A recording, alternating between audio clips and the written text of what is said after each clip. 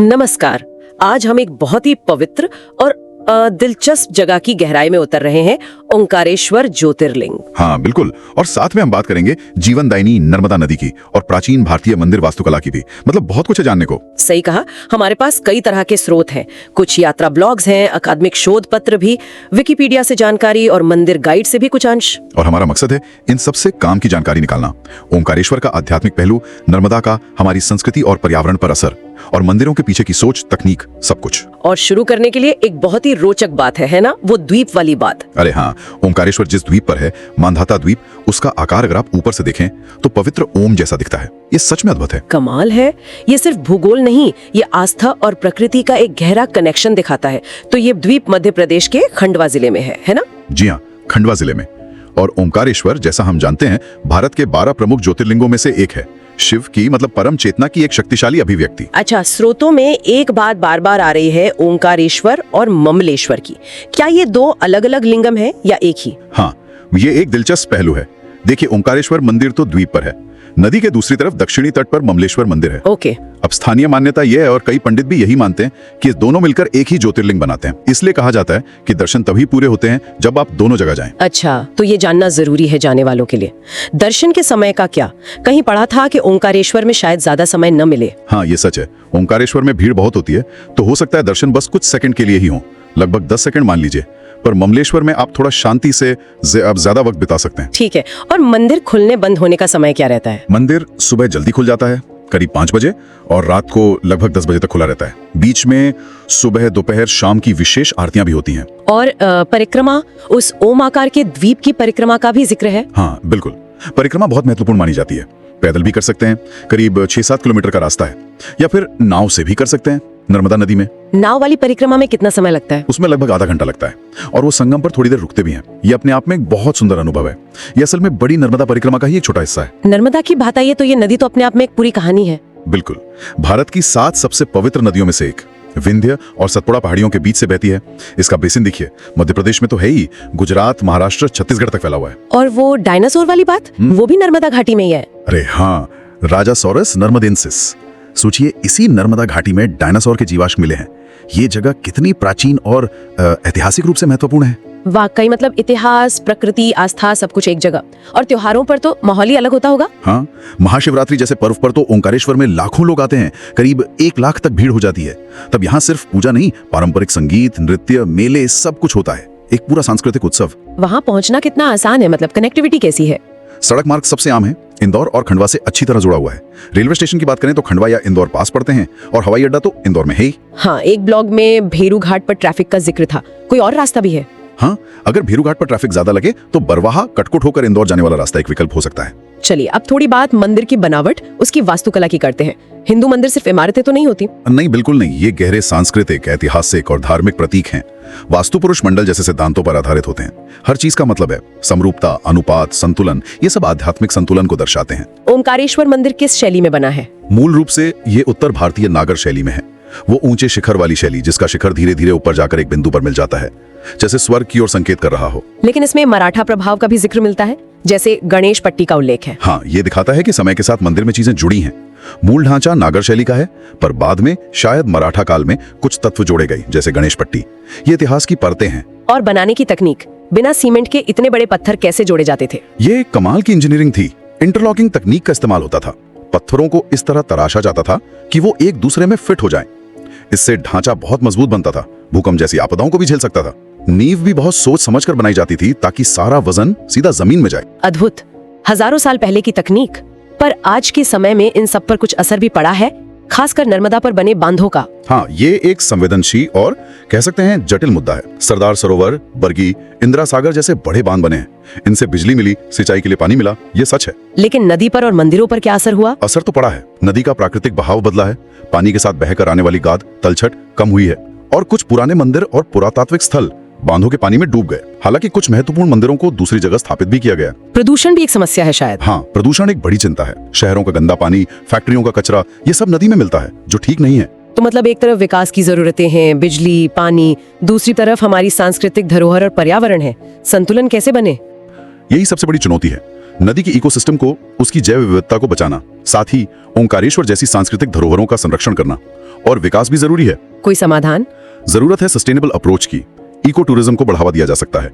मछली पकड़ने पर नियंत्रण, नदी के प्रवाह का बेहतर प्रबंधन, निमाड़ क्षेत्र में स्थायी विकास के लिए सोचना होगा। तो कुल मिलाकर ओंकारेश्वर सिर्फ एक तीर्थ स्थान नहीं है, ये आध्यात्मिकता, प्रकृति, प्राचीन वास्तुकला, इतिहास और आज के विकास और पर्यावरण के सवालों का एक संगम है। हाँ बिल्कुल, आस्था, प्रकृति का प्रवाह और मानव का हस्तक्षेप सब यहाँ एक साथ दिखता है। और शायद ये हमें एक जरूरी सवाल पर सोचने को मजबूर करता है। हाँ, कि नर्मदा जैसी पवित्र और जीवन देने वाली नदियों के किनारे, जहाँ हजारों साल पुरानी आस्था बसती है और जहाँ आज विकास की तेज रफ्तार भी है, क्या हम सच में अपनी अनमोल सांस्कृतिक विरासत और नाजुक पर्यावरण को बचाते हुए आर्थिक प्रगति का रास्ता बना सकते हैं? ये एक ऐसा सवाल है जिस पर हम सबको विचार करना चाहिए। स्वागत है जी। ਅੱਜ ਅਸੀਂ ਗੱਲ ਕਰ ਰਹੇ ਹਾਂ ਓਂਕਾਰੇਸ਼ਵਰ ਦੀ। हाँ जी। ਸਾਡੇ ਕੋਲ ਨਾ ਇਸ ਬਾਰੇ ਕਈ ਸਾਰੇ ਸਰੋਤ ਨੇ, ਕੁਝ ਲੇਖ, ਕੁਝ ਰਿਸਰਚ ਪੇਪਰ ਤੇ ਯਾਤਰਾ ਗਾਈਡਾਂ ਵੀ। हाँ जी। ਇਹ ਮੱਧ ਪ੍ਰਦੇਸ਼ ਵਿੱਚ ਹੈ, ਨਰਮਦਾ ਦੇ ਕਿਨਾਰੇ। ठीक है। ਤੇ ਭਗਵਾਨ ਸ਼ਿਵ ਦੇ ਜਿਹੜੇ 12 ਜੋਤਿਰਲਿੰਗ ਨੇ, हाँ, ਉਹਨਾਂ ਚੋਂ ਇੱਕ ਬਹੁਤ ਅਹਿਮ ਸਥਾਨ ਹੈ। ਬਿਲਕੁਲ। ਤਾਂ ਅੱਜ ਦਾ ਆਪਣਾ ਮਕਸਦ ਹੈ ਇਹਨਾਂ ਸਰੋਤਾਂ ਨੂੰ ਫਰੋਣਾ ਸਮਝਣਾ ਕਿ ਓਂਕਾਰੇਸ਼ਵਰ ਦਾ ਇਤਿਹਾਸ ਕੀ ਹੈ, ਇਸ ਦੀ ਅਹਿਮੀਅਤ ਕੀ ਹੈ ਤੇ ਅੱਜ ਦੇ ਜ਼ਮਾਨੇ 'ਚ ਕੀ ਸਥਿਤੀ ਹੈ। हाँ जी। देखो, ਇਹ ਸਿਰਫ ਇੱਕ ਮੰਦਿਰ ਤਾਂ ਹੈ ਨਹੀਂ, ਇਹ ਤਾਂ ਪੂਰਾ ਇੱਕ ਕੀ ਕਹਿੰਦੇ ਨੇ, ਸੱਭਿਆਚਾਰਕ ਤੇ ਭੂਗੋਲਿਕ ਤਾਣਾ ਬਾਣਾ ਜਿਹਾ ਹੈ। ਸਰੋਤ ਵੀ ਇਹੀ ਦੱਸਦੇ ਨੇ ਕਿ ਕਿਵੇਂ ਨਦੀ, ਟਾਪੂ, ਕਥਾਵਾਂ ਸਭ ਕੁਝ ਆਪਸ 'ਚ ਜੁੜਿਆ ਹੋਇਆ ਹੈ। ਅੱਛਾ, ਤਾਂ ਸ਼ੁਰੂ ਕਰਦੇ ਹਾਂ ਇਸ ਦੀ ਜਗ੍ਹਾ ਤੋਂ, ਲੋਕੇਸ਼ਨ। ਹਾਂ। ਇਹ ਮਾਂਦਾਤਾ ਟਾਪੂ ਤੇ ਹੈ ਨਾ? हाँ जी, ਮਾਂਧਾਤਾ ਟਾਪੂ ਨਰਮਦਾ ਨਦੀ ਦੇ ਵਿਚਕਾਰ। ਤੇ ਕਹਿੰਦੇ ਨੇ ਇਸ ਟਾਪੂ ਦਾ ਆਕਾਰ ਓਮ ਵਰਗਾ ਹੈ। ਹਾਂ, ਇਹ ਮੰਨਿਆ ਜਾਂਦਾ ਹੈ। ਇਸ ਨੂੰ ਸ਼ਿਵਪੁਰੀ ਵੀ ਕਹਿੰਦੇ ਨੇ ਕਈ ਵਾਰ। ਤੇ ਇਹ 12 ਜੋਤਿਰਲਿੰਗਾਂ ਚੋਂ ਚੌਥਾ ਹੈ। ਹਾਂਜੀ, ਚੌਥਾ। ਇੱਥੇ ਨਾ ਇੱਕ ਹੋਰ ਖਾਸ ਗੱਲ ਹੈ, ਦੋਹਰੇ ਜੋਤਿਰਲਿੰਗ ਦੀ। ਅੱਛਾ, ਦੋਹਰੇ? ਉਹ ਕਿਵੇਂ? ਇੱਕ ਤਾਂ ਓਮਕਾਰੇਸ਼ਵਰ ਜੋ ਟਾਪੂ ਤੇ ਹੈ, ਤੇ ਦੂਜਾ ਮਮਲੇਸ਼ਵਰ ਜਿਸ ਨੂੰ ਅਮਰੇਸ਼ਵਰ ਵੀ ਕਹਿੰਦੇ ਨੇ, ਉਹ ਨਦੀ ਦੇ ਦੂਜੇ ਪਾਸੇ ਦੱਖਣੀ ਕੰਢੇ ਤੇ ਹੈ।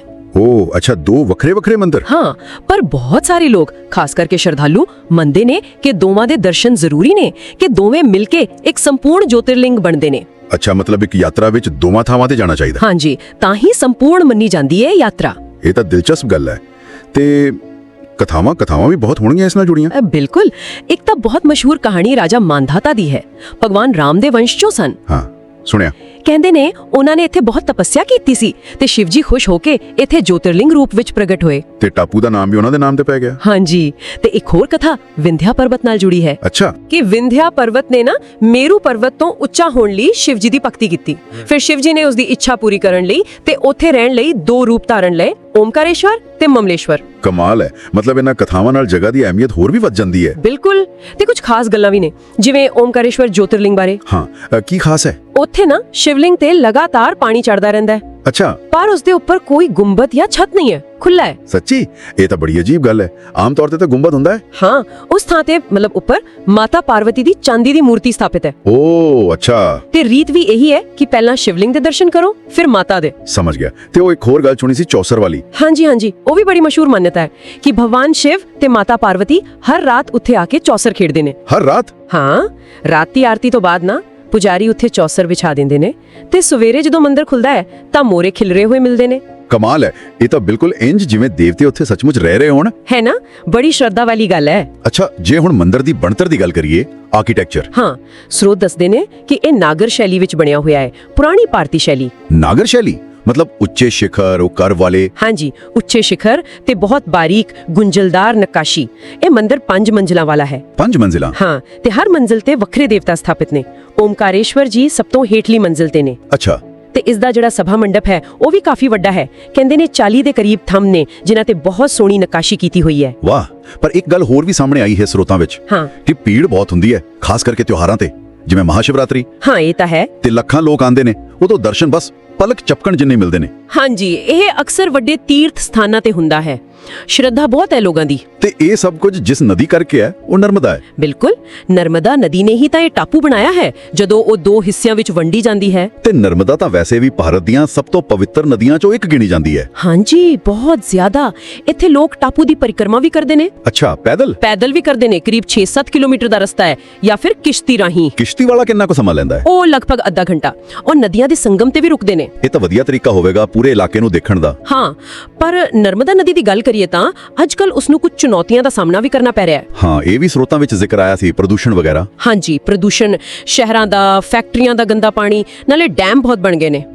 ਉਸ ਨਾਲ ਨਦੀ ਦਾ ਜਿਹੜਾ ਕੁਦਰਤੀ ਵਹਾਅ ਹੈ ਉਹ ਪ੍ਰਭਾਵਿਤ ਹੋਇਆ ਹੈ ਤੇ ਜੀਵ ਜੰਤੂਆਂ ਤੇ ਵੀ ਅਸਰ ਪਿਆ ਹੈ। ਜਿਵੇਂ ਇੱਕ ਮੱਛੀ ਹੁੰਦੀ ਹੈ ਮਾਸੀਰ, ਹਾਂਜੀ ਕਾਫੀ ਵੱਡੀ ਮੱਛੀ ਹੁੰਦੀ ਹੈ, ਨਰਮਦਾ ਦੀ ਖਾਸੀਅਤ ਸੀ, ਪਰ ਹੁਣ ਉਸ ਦੀ ਗਿਣਤੀ ਬਹੁਤ ਘਟ ਗਈ ਹੈ। ਇਹ ਤਾਂ ਸੱਚਮੁੱਚ ਚਿੰਤਾ ਵਾਲੀ ਗੱਲ ਹੈ। ਜਿਸ ਪਵਿੱਤਰ ਨਦੀ ਨੇ ਇਸ ਸਥਾਨ ਨੂੰ ਬਣਾਇਆ, ਹਾਂ, ਉਸੇ ਤੇ ਹੁਣ ਦਬਾਅ ਪੈ ਰਿਹਾ ਹੈ। ਅੱਛਾ, ਤੇ ਜੇ ਆਧੁਨਿਕ ਸਮੇਂ ਦੀ ਗੱਲ ਕਰੀਏ, ਓਮਕਾਰੇਸ਼ਵਰ ਸਿਰਫ ਇੱਕ ਤੀਰਥ ਸਥਾਨ ਤਾਂ ਨਹੀਂ ਰਿਹਾ ਹੋਣਾ? ਨਹੀਂ, ਬਿਲਕੁਲ ਨਹੀਂ। ਇਹ ਸਥਾਨਕ ਆਰਥਿਕਤਾ ਦਾ ਇੱਕ ਵੱਡਾ ਕੇਂਦਰ ਵੀ ਹੈ। ਖਾਸ ਕਰਕੇ ਜਦੋਂ ਤਿਉਹਾਰ ਹੁੰਦੇ ਨੇ ਤਾਂ ਲੱਖਾਂ ਦੀ ਗਿਣਤੀ 'ਚ ਲੋਕ ਆਉਂਦੇ ਜਾਂਦੇ ਨੇ। ਫਲੋਟਿੰਗ ਪੋਪੂਲੇਸ਼ਨ ਜਿਸ ਨੂੰ ਕਹਿੰਦੇ ਨੇ। ਹਾਂ, ਉਸ ਨਾਲ ਰੌਣਕ ਤਾਂ ਬਹੁਤ ਹੁੰਦੀ ਹੋਵੇਗੀ। ਰੌਣਕ ਤਾਂ ਹੁੰਦੀ ਹੈ, ਪਰ ਇਸ ਦਾ ਦੂਜਾ ਪਾਸਾ ਵੀ ਹੈ। ਬੁਨਿਆਦੀ ਢਾਂਚੇ ਤੇ ਬਹੁਤ ਜ਼ਿਆਦਾ ਦਬਾਅ ਪੈਂਦਾ ਹੈ। ਮਤਲਬ ਸੜਕਾਂ ਤੇ ਜਾਮ, ਪਾਰਕਿੰਗ ਦੀ ਸਮੱਸਿਆ, ਰਹਿਣ ਦੀ ਜਗ੍ਹਾ ਤੇ ਸਭ ਤੋਂ ਵੱਡੀ ਗੱਲ ਕੂੜਾ ਕਰਕਟ। ਹਾਂ, ਇਹ ਤਾਂ ਵੱਡੀ ਸਮੱਸਿਆ ਹੋਵੇਗੀ, ਬਹੁਤ ਵੱਡੀ। ਇਸ ਲਈ ਸਰੋਤਾਂ ਵਿੱਚ ਇਸ ਗੱਲ ਤੇ ਜ਼ੋਰ ਦਿੱਤਾ ਗਿਆ ਹੈ ਕਿ ਇੱਥੇ ਨਾ ਸਸਟੇਨੇਬਲ ਟੂਰਿਜ਼ਮ ਦੀ ਲੋੜ ਹੈ, ਟਿਕਾਊ ਸੈਰ ਸਪਾਟਾ, ਤਾਂ ਕਿ ਧਰਮ, ਕੁਦਰਤ ਤੇ ਵਿਕਾਸ ਵਿੱਚ ਇੱਕ ਸੰਤੁਲਨ ਬਣਿਆ ਰਹੇ। ਇਹ ਬਹੁਤ ਜ਼ਰੂਰੀ ਹੈ।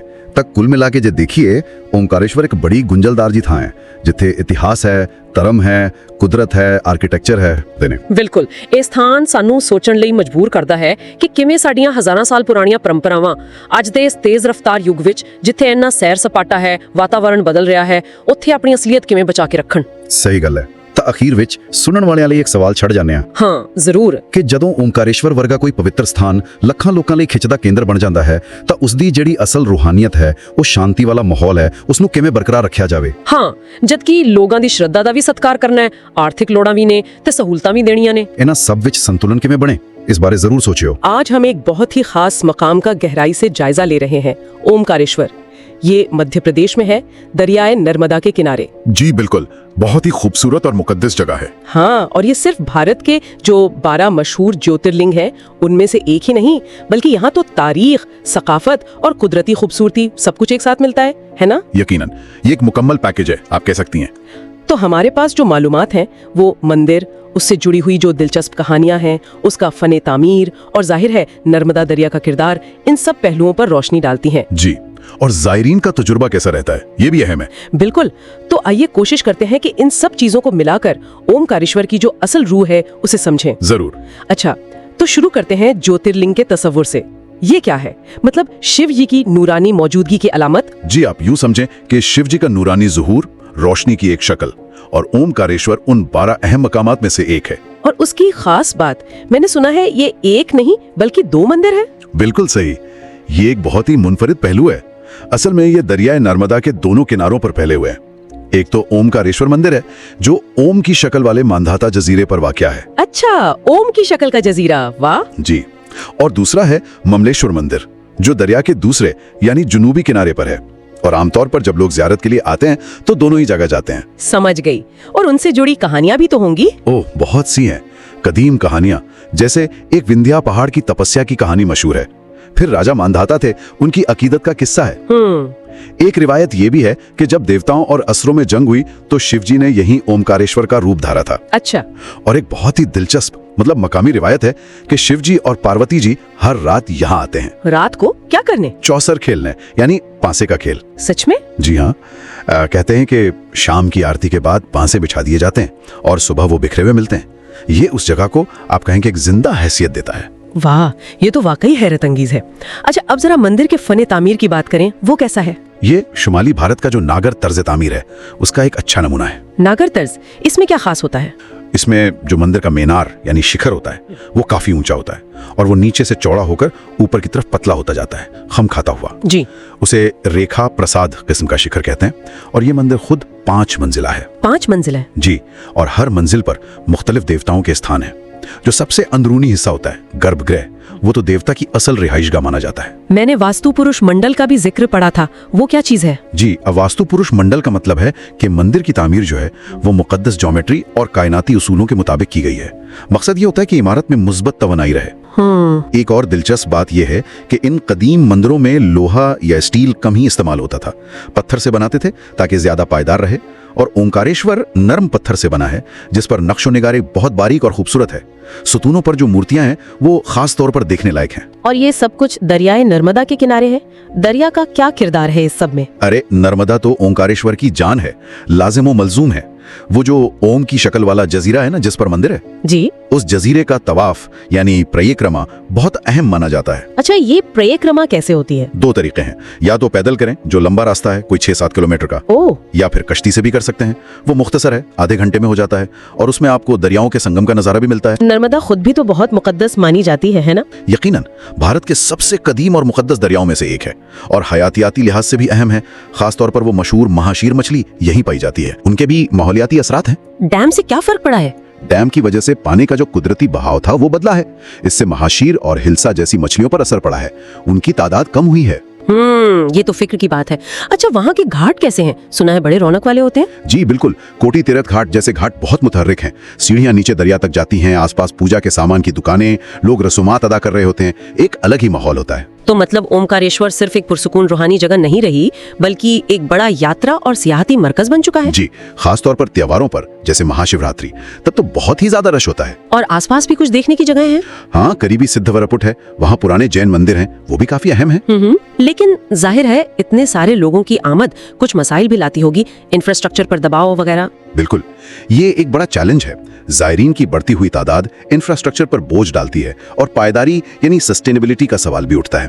तो इसका हल क्या है? यही पर पायदार सियाहत और इको टूरिज्म की अहमियत सामने आती है। खासतौर पर पूरे निमाड़ खित्ते के लिए ये जरूरी है कि ऐसा मॉडल अपनाया जाए जो इस सकाफती और कुदरती विरासत को आने वाली नस्लों के लिए महफूज रख सके। जी। वैसे त्योहारों के दौरान वहाँ रिवायती मौसीकी और फनून का मुजाहिरा भी होता है जो इस जगह की सकाफती जिंदगी को भी जाहिर करता है। तो अगर कोई वहाँ जाना चाहे तो क्या मशवरा देंगे? यही कि मौसम देखकर जाएं, मुकामी रसूम और रिवाज का एहतराम करें और अगर किसी खास मौके पर जैसे त्योहार पर जा रहे हैं तो बेहतर है कि रिहाइश वगैरह की बुकिंग पहले से करवा लें। ठीक है, तो खुलासा ये है कि ओमकारेश्वर एक ऐसी जगह है जहाँ गहरी रूहानियत है ज्योतिर्लिंग की शक्ल में, शानदार तामीराती वर्सा है नागर तंज में, कुदरती हुस्न है नर्मदा की सूरत में और एक जीती जागती सकाफत भी है। जी, लेकिन साथ ही उसे जदीद दौर के चैलेंजेस का भी सामना है। सही। और ये सब हमें एक अहम सवाल पर गौर करने की दावत देता है, वो ये कि इन कदीम रिवायात की पाकीज़गी और जदीद तरक्की की जो ज़रूरियात हैं उनके दरमियान वो नाजुक तवाज़न आखिर कैसे कायम रखा जा सकता है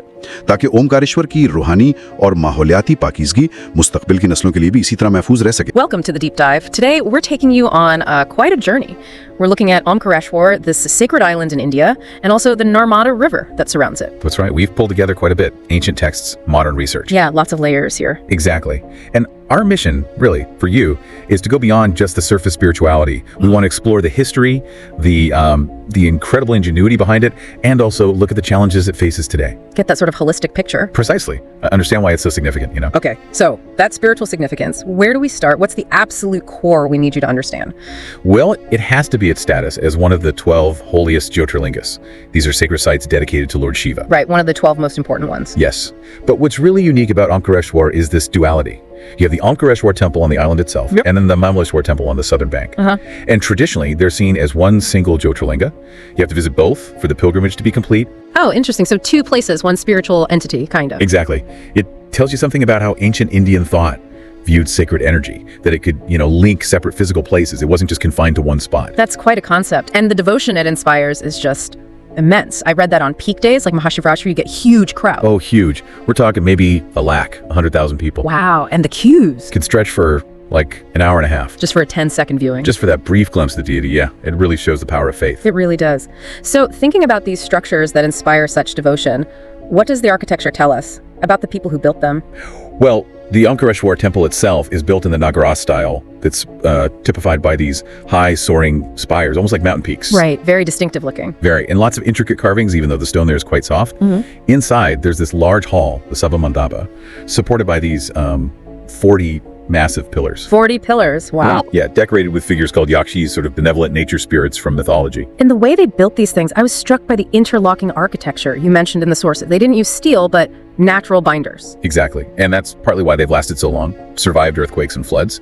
It's frankly a lesson in sustainable engineering, isn't it? It really is. It shows a deep understanding of materials and structure that maybe we've lost touch with. And it ties into this ancient planning philosophy, the Vastupurusha Mandala. Okay, what's that exactly? It's more than just a floor plan.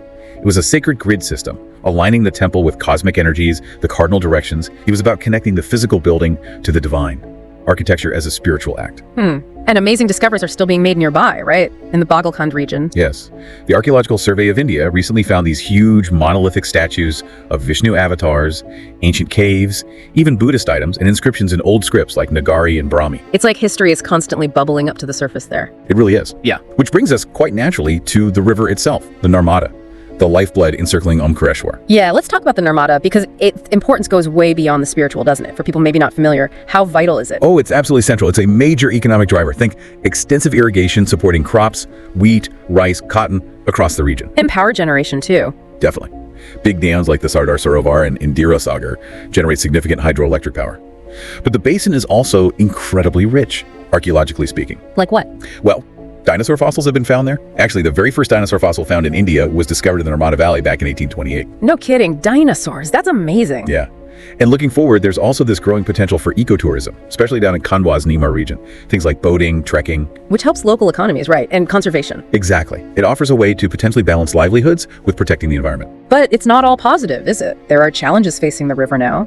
Pollution seems to be a big one. It's unfortunately sewage from cities, industrial waste. These are serious problems. And the dams, while providing power and water, they also have downsides. They do.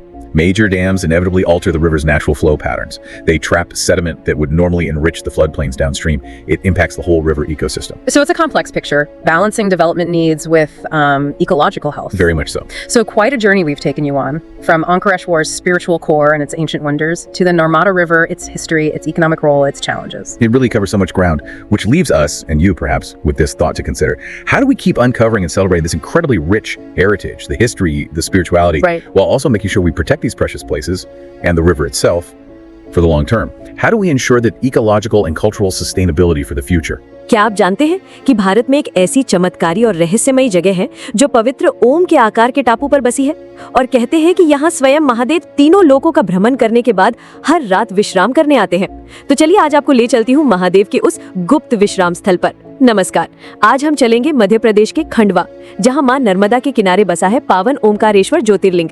ये कोई साधारण मंदिर नहीं, बल्कि एक ऐसा अद्भुत स्थान है जहाँ आस्था और प्रकृति का एक ऐसा संगम देखने को मिलता है जो सीधा दिल को छू लेता है। एक ऐसा संगम जहां नर्मदा की चंचल लहरें शिव की स्तुति करती हैं और हवाएं अपने साथ सदियों पुरानी मंत्रों को लेकर आती है। वीडियो को एंड तक जरूर देखना, क्योंकि लास्ट की 4 लाइंस सिर्फ तुम्हारे लिए हैं। यहाँ की सबसे बड़ी पहेली जो अच्छों को चकरा देती है वो ये है कि ओमकारेश्वर में एक नहीं बल्कि 2 ज्योतिर्लिंग हैं। जी हाँ, एक ओमकारेश्वर और दूसरे ममलेश्वर। भले ही ये 2 अलग अलग मंदिरों में स्थापित हों, पर इनकी आत्मा और शक्ति एक ही मानी जाती है, जो एक दूसरे के बिना अधूरे हैं। और मान्यता है कि जब तक आप दोनों के दर्शन नहीं करते, आपकी यात्रा और मनोकामना पूरी नहीं होती। लेकिन असली कहानी तो अब शुरू होती है। कल्पना कीजिए, सतयुग में इसी स्थान पर राजा मानधाता ने ऐसी घोर तपस्या की, सब कुछ त्याग कर, कि उनकी भक्ति और अटूट श्रद्धा से प्रसन्न होकर स्वयं महादेव को ज्योतिर्लिंग रूप में प्रकट होना पड़ा। इसीलिए इस पर्वत को मानधाता पर्वत भी कहा जाता है। और जो अगली बात है वो तो आपको हैरान कर देगी।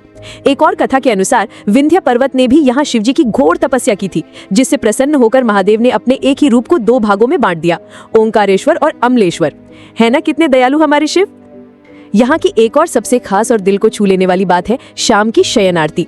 जरा सोचिए उस पल के बारे में जब पुजारियों द्वारा महादेव के लिए सेज सजाई जाती है और एक खास चौसर पासे का खेल भी रखा जाता है।